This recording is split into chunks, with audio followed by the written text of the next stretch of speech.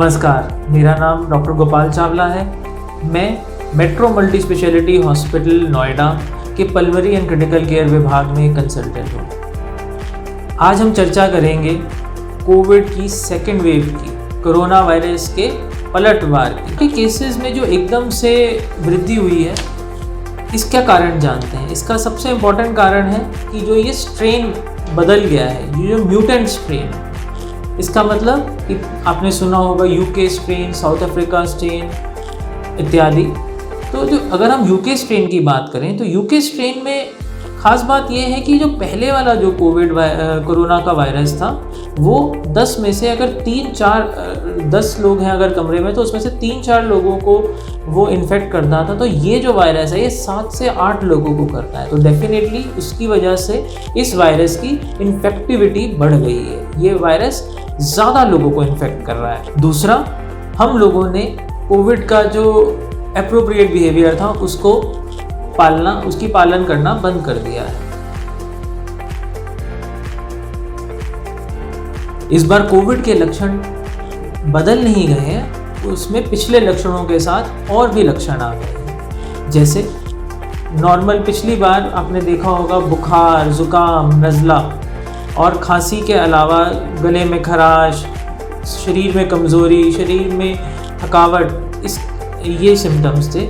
इस बार देखा जा रहा है कि जी मचलना, पेट खराब होना, दस्त लगना, उल्टी होना, ये सारे सिम्टम्स मरीजों में आ रहे हैं।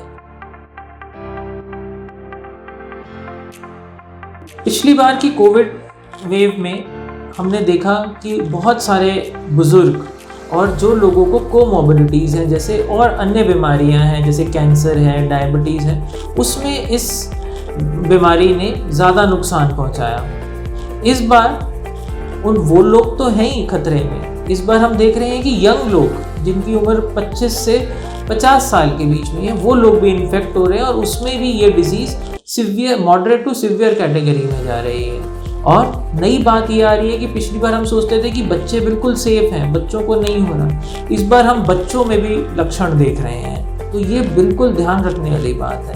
बच्चे बाहर ना जाएं, बाहर पार्क में खेलते हैं, एक दूसरे से इन्फेक्ट हो जाते हैं और वही वायरस को घर लेकर आते हैं। और उसमें अगर उनके बुजुर्ग बीमार हो जाते हैं तो उनके लिए ये बीमारी जानलेवा हो सकती है। इसलिए बच्चों को बाहर ना भेजें, कोविड एप्रोप्रिएट बिहेवियर का पालन करें, जो है कि मास्क लगाएं, बार बार हाथ धोएं और 2 गज की दूरी मेंटेन करें, मीन्स 6 फीट डिस्टेंस मेंटेन करें। वैक्सीन का बहुत महत्व है। जब भी जिसको ये वैक्सीन की अपॉर्चुनिटी मिले, जब भी उसका नंबर आए, उसको ये वैक्सीन लगवानी चाहिए।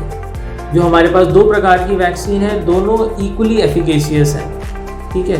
बट ये ना समझे कि आपने वैक्सीन लगवा ली है तो आप सुपर हीरो बन गए। जो इम्यूनिटी आएगी वो वैक्सीन की सेकेंड डोज के 2 वीक्स के बाद इम्यूनिटी आएगी, ठीक है। और वो भी इम्यूनिटी ये नहीं कि आप बाहर जाएंगे तो आपको कोविड का वायरस आपके शरीर के अंदर नहीं आएगा। वायरस तो आएगा, बट वो डिजीज़ करेगा कि नहीं, मतलब उसकी वजह से आपका सैचुरेशन कम होगा या सीवियर डिजीज़ होगी कि नहीं होगी, वो उसमें उस चीज़ में प्रिवेंशन होगी। तो आप जो सुनते हैं कि जो एफिकेसी है इसकी 75% है, किसी की 85% है, तो ये डिजीज़ प्रिवेंशन के लिए है, वायरस प्रिवेंशन के लिए नहीं है। वायरस तो आप लेकर जा सकते हैं। ये भी हो सकता है कि जो आपने वैक्सीन ली है और उसके बाद आप तो डिजीज़ से इम्यून है, बट ये डिजीज़ आप घर जाके अपने प्रियजनों को दे दें, बच्चों को दे दें, बुजुर्गों को दे दें। सो जब भी जिसको वैक्सीन का चांस मिले उसको लगवानी चाहिए। जिन लोगों ने वैक्सीन लगवा ली है उन लोगों को कोविड एप्रोप्रिएट बिहेवियर का पालन करना चाहिए। सब लोगों को हॉस्पिटल की ज़रूरत नहीं है। अब डिजीज़ माइल्ड हो सकती है, मॉडरेट हो सकती है, सीवियर हो सकती है। सो जो माइल्ड डिजीज़ है, जो वो डॉक्टर ही बता सकता है कि डिजीज़ आपकी माइल्ड है, उसका इलाज आप घर में कर सकते हैं। घर में आप जिस प्रकार से आपके पास मोबाइल फ़ोन है, उसी प्रकार से आपके पास पल्स ऑक्सीमीटर होना चाहिए और आपको सैचुरेशन मॉनिटर करना है। और 94 to 95 सैचुरेशन है तो आप इलाज डॉक्टर की सलाह से घर में भी कर सकते हैं। डॉक्टर के लिए भी आपको अस्पताल में जाने की सुविधा नहीं है। अब ऑलमोस्ट सभी डॉक्टर वर्चुअल कंसल्ट कर रहे हैं, टेली कंसल्ट कर रहे हैं, वीडियो कंसल्ट कर रहे हैं, और आपको उस चीज़ से सेटिस्फेक्शन भी मिल सकती है, आप उनसे बार बार पूछ सकते हैं। तो आप हॉस्पिटल पे रन मत करिए, डॉक्टर से कंसल्ट करिए, और अगर बीमारी आपकी घर में ट्रीट हो सकती है तो उसको घर में रखिए।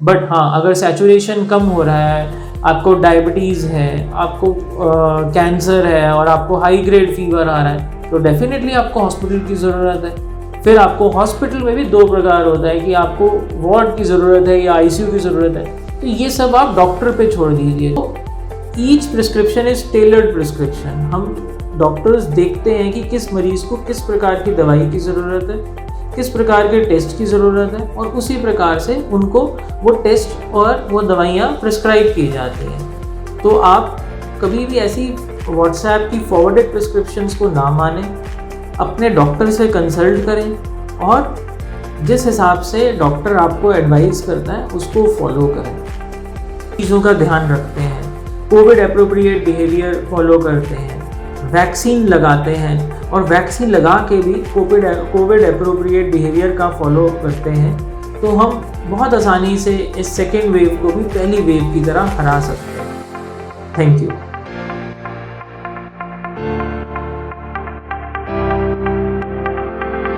you